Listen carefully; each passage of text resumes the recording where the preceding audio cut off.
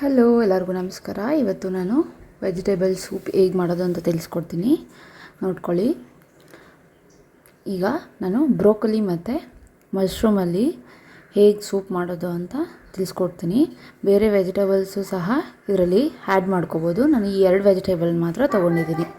ಈಗ ಒಗ್ಗರಣೆಗೆ ಈರುಳ್ಳಿ ಮತ್ತು ಟೊಮ್ಯಾಟೋನ ಸಣ್ಣಕ್ಕೆ ಕಟ್ ಮಾಡ್ಕೊಂಡು ಇಟ್ಕೊಂಡಿದ್ದೀನಿ. ಹಾಗೆಯೇ ಹಸಿಮೆಣ್ಸಿನ್ಕಾಯಿ ಬದಲು ಒಣಮೆಣ್ಸಿನ್ಕಾಯಿನ ಯೂಸ್ ಮಾಡ್ಕೊಳ್ಳಿ, ಚೆನ್ನಾಗಿರುತ್ತೆ. ಮತ್ತು ಸಾಸಿವೆ, ಕರಿಬೇವಿನ ಸೊಪ್ಪು, ಉಪ್ಪು ತಗೊಂಡಿದ್ದೀನಿ. ಈಗ ಬ್ರಾಕ್ಲಿನ ಒಂದು 10 ನಿಮಿಷ ಉಪ್ಪು ನೀರಲ್ಲಿ ನೆನೆಸಿಟ್ಕೊಂಡು ಒಂದು 2ರಿಂದ 3 ಸಲ ವಾಶ್ ಮಾಡ್ಕೋಬೇಕಾಗುತ್ತೆ.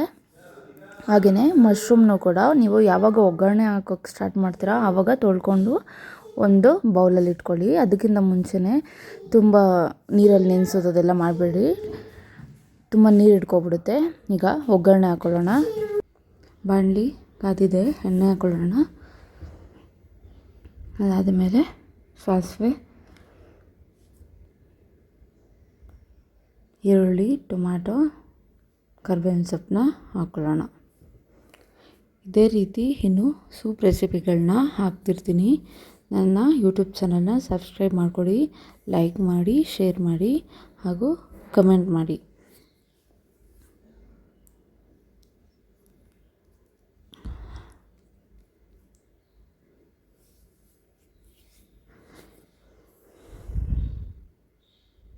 ಇದು ಡಯಟ್ ಸೂಪ್ ಸಹಿತ ಆಗುತ್ತೆ, ಯಾಕಂದರೆ ಬ್ರಾಕೊಲಿ ಮಶ್ರೂಮ್ ಎಲ್ಲ ಇದೆ ಅಲ್ವಾ.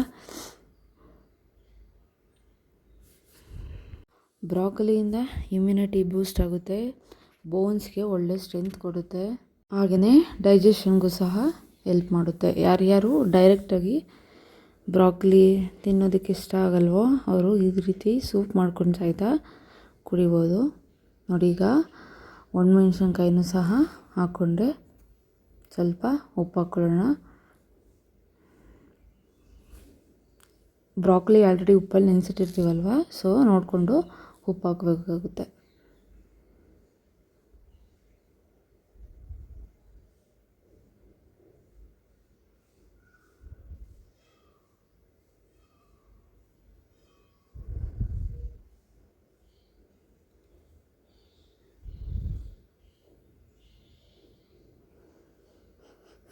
ನೋಡಿ ಎಷ್ಟು ಕಲರ್ಫುಲ್ಲಾಗಿ ಕಾಣ್ತಿದೆ.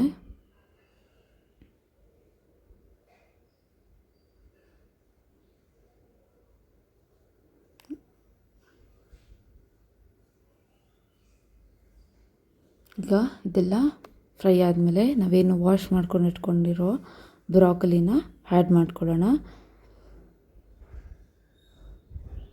ಹಾಗೆಯೇ ಬಿಸಿ ನೀರನ್ನು ಸಹ ಸಪ್ರೇಟು ಕಾಯೋದಕ್ಕೆ ಇಟ್ಕೋಬೇಕು. ತಣ್ಣೀರು ಯೂಸ್ ಮಾಡಿಬಿಡಿ, ಬಿಸಿ ನೀರನ್ನೇ ಯೂಸ್ ಮಾಡಿ.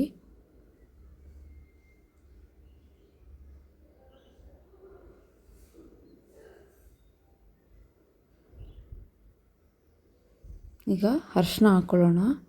ನೀವು ಯಾವುದೇ ನಾನ್ ವೆಜ್ ಅಥವಾ ತರಕಾರಿ, ಸೊಪ್ಪು ಈ ರೀತಿ ಏನಾದರೂ ಹಿಂಗೆ ಡಿಶಸ್ ಮಾಡಿದಾಗ ಅರಿಶಿನ ಬಳಸಬೇಕು, ಯಾಕಂದರೆ ಅದರಲ್ಲಿ ಆ್ಯಂಟಿ ಆಕ್ಸಿಡೆಂಟ್ ಪ್ರಾಪರ್ಟೀಸ್ ಇರುತ್ತೆ. ಸೊ ಏನು ರಿಯಾಕ್ಷನ್ನು ಆಗಲ್ಲ, ಹುಳ ಅದೆಲ್ಲ ಇದ್ದರೆ ಏನೂ ರಿಯಾಕ್ಷನ್ ಆಗಲ್ಲ.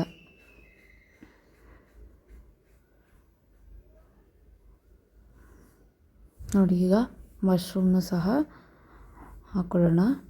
ಒಂದು 5 ಮಿನಿಟ್ಸು ಬ್ರಾಕೊಲಿನ ಫ್ರೈ ಮಾಡಿ, ಅದಾದಮೇಲೆ ಮಶ್ರೂಮ್ನ ಹಾಕ್ಕೊಳ್ಳಿ. ಓವರಾಲ್ ಒಂದು 10 ಮಿನಿಟ್ಸ್ ಎರಡೂ ಕುಕ್ ಮಾಡಬೇಕಾಗುತ್ತೆ. ನೀಟಾಗಿ ಮಿಕ್ಸ್ ಮಾಡಿಕೊಂಡು ನಾವೇನು ಬಿಸಿ ನೀರು ಇಟ್ಕೊಂಡಿದ್ವಿ ಅದನ್ನು ಹಾಕ್ಕೊಳ್ಳೋಣ.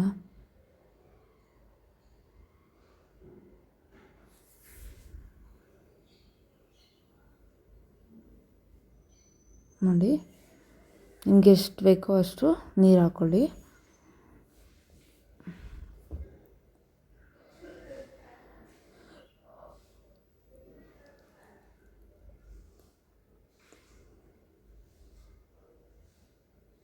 ಈಗ ನೀಟಾಗಿ ಒಂದು ಮಿಕ್ಸ್ ಕೊಟ್ಟು ಒಂದು 5 ಮಿನಿಟ್ಸ್ ಪ್ಲೇಟ್ ಕ್ಲೋಸ್ ಮಾಡಿ ಕುಕ್ ಮಾಡೋಕ್ಕೆ ಬಿಡಬೇಕಾಗುತ್ತೆ.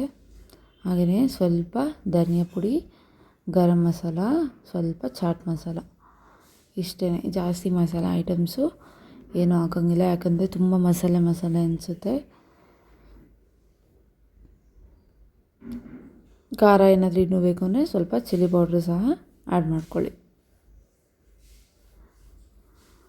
ನೋಡಿ, ಈ ರೀತಿ ವೆಜಿಟೇಬಲ್ ಸೂಪ್ ಮಾಡೋದು ಸಖತ್ತಾಗಿ ಟೇಸ್ಟಿಯಾಗಿ ಒಳ್ಳೆ ಕ್ಯಾಲೋರೀಸ್ ಪ್ರೋಟೀನ್ ಇರುವಂತಹ ಸೂಪು ಮಾಡಿಕೊಂಡು ಕುಡಿಬೋದು. Thank you.